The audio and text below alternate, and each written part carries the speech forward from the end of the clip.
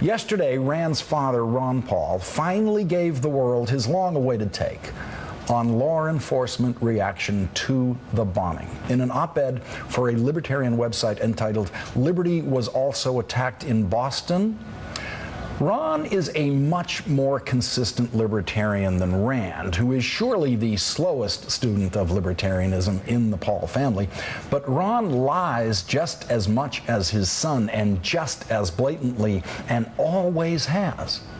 The first word of Ron's op-ed piece is a lie. The first word. The first sentence is a lie. The first paragraph is a lie.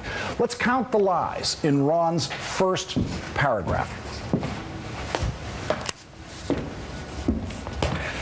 Forced lockdown of a city. Now let's listen to the governor announcing the forced lockdown. We're asking people to shelter in place, in other words, to stay indoors with their doors locked and not to open the door for anyone other than a properly identified law enforcement officer, and that applies here in Watertown, where we are right now, also Cambridge, Waltham, Newton, Belmont, and at this point, all of Boston. All of Boston. Did you get that? Forced? He said, we're asking people to shelter in place. That's what the governor said. He did not order anyone to do anything. Massachusetts Governor Deval Patrick does what no governor in modern U.S. history has ever done. He orders nearly 1 million people to stay home. The greater Boston area shut down. Heavily armed officers in Watertown search for the suspect, house to house. Residents trapped in their homes but anxious to talk and communicate by phone, text, and the internet. All day long, we just kept looking at each other, my husband and I, saying, is this really happening? And we're watching the TV, and it just felt like we were inside this strange nightmare. Those inside their homes weren't allowed to leave, and those outside weren't allowed in. It's super scary. Like, of all the places in Boston, I never thought that they would be right here. The dramatic scene played out in front of our cameras. Parents grabbing their children and running after spending the night hunkering in their houses and then finding themselves face to face with the muzzle of a SWAT officer's rifle. Now let's listen to the guy who stepped up to the microphone right after the governor, the Boston Police Commissioner. Mayor Menino has asked me to come here and to tell you that the shelter-in-place recommendation has been extended throughout the city of Boston.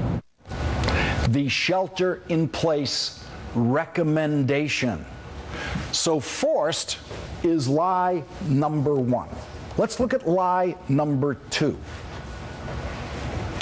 Tanks. Okay? There were no tanks in Boston. Neighbors kept from getting inside their homes for the better part of an entire day. I'm certainly not happy about it. I wanted to sleep. After we were here earlier and we saw what was going on, we kind of figured it would be a while. Law enforcement teams feared the suspect may have littered explosives along the roadways. Those inside their homes weren't allowed to leave, and those outside weren't allowed in. There were no tanks in Boston. The Boston police don't have tanks. This is a tank. And this is the most fearsome vehicle that the Boston police used in the manhunt. It's about as scary as the armored trucks that move cash to and from your neighborhood bank. It is not a tank. Look at those tires on the police vehicle. Now look at the tires on a tank. See? No tires on a tank.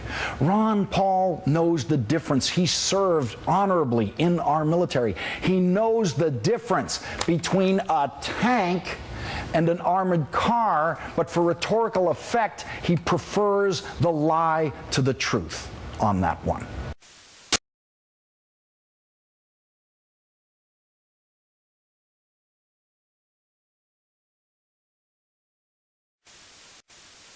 Door-to-door armed searches without warrant. Police don't need warrants. if property owners welcome them into their homes. Families thrown out of their homes at gunpoint to be searched without probable cause. No guns were pointed at any families. It's a little stressful. It was a little stressful seeing these guys pointing big guns and you're holding your daughter in your arms, but they're doing the right thing. You know, they're trying to secure the neighborhood. Each time the SWAT team would rescue a family at the point of a gun, they would rush into the home in an armored line, guns at the ready in case the suspect was hiding inside. And each time they cleared out a resident, they did it with a force that reflected the uncertainty of not knowing who was a friend and who was a foe. He banged on the door. I looked up. I was shocked, and there was a gun or two guns or whatever pointing down at me, and the guys, and they said, "Get out, get out." I said, "Okay." And I wanted to know, do I get my shoes? Just get out, okay, all right. The pattern was dramatically repeated time and again, house after house. Door-to-door armed searches without warrant. Police don't need warrants if property owners welcome them into their homes. Okay, so what you're saying is they gave you an absolute statement, "We are coming in to look into your home." Exactly. And essentially this implies they did not give you a choice, correct? There was no choice. There was no choice whatsoever, right? There was no choice. I was opening my closet door to get out a coat, and they screamed at me not to touch the door. And they screamed to you not to touch the door, so they and threatened I said, you. "You guys are scaring me." I said, "You're Correct. really, really scaring Correct. me."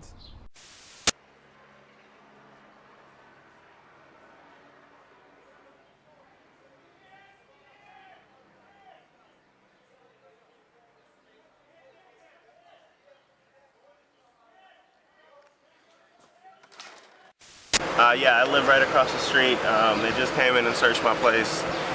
Did they give you an option to? I asked them if I had an option, if I had a right, after I hit record on my phone, and he said I always have a right. Yeah, and then they kind of pressed me thinking that if I didn't allow them that I was doing something wrong. But I did let them in. I have nothing. Under duress. Under duress, exactly. Yeah. Families thrown out of their homes at gunpoint to be searched without probable cause.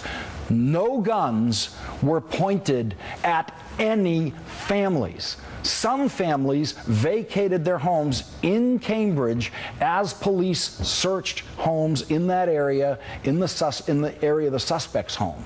I was on the street in Cambridge then talking to the residents who were very glad to be out of their homes for the few hours it took the police to be sure that there were no more bombs in that area near the suspect's home, in or near the suspect's home. The street that the police was searching then was actually full of spectators and reporters watching the bomb search from what we hoped was a safe distance. None of the spectators on the street were following the recommendation to shelter in place, and no police officer told them to go home because no police officer had the authority to tell anyone to go home because there was no forced lockdown. No businesses were forced to close. That is another Ron Paul lie. No businesses were forced to close. Massachusetts Governor Deval Patrick does what no governor in modern U.S. history has ever done. He orders nearly 1 million people to stay home. The greater Boston area shut down. Heavily armed officers in Watertown search for the suspect, house to house. Adam, it really has been a terrifying scene over there. You know, Amanda and Kim, we know that there are anywhere from 3 to 5 different crime scenes here in Watertown, and a lot of these are residential neighborhoods. And you can imagine when these investigators are going house by house, if you weren't already inside by the time they started this search, you haven't been allowed back inside ever since. This was now 14, 15, 16 hours for some of these people. So no businesses were forced to close. A wonderful little cafe was doing a busy lunch business on the corner of the street being searched for bombs in Cambridge. Transport shut down. Well, taxis were running most of the day, and you could always drive a car anywhere you wanted, but subways and buses were shut down. So I will give Ron Paul that one. So the first paragraph has 6 sentences and 5 lies. Ron Paul repeats variations on those lies throughout the piece. The shelter-in-place command. Those are his words. That's what he calls it. There was no command. The paramilitary troops terrorizing the public. Those are the words he used, terrorizing the public. Here is how the public reacted to being terrorized by their local police.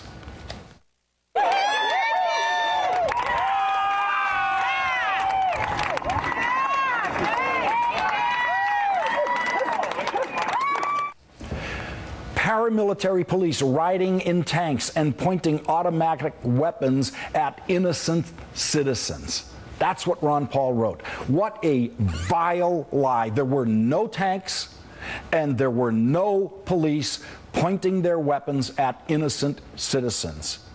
And you know who knows what a despicable lie that is? You know who knows how many police-hating lies Ron Paul told in his op-ed piece? Rand Paul. Rand Paul knows.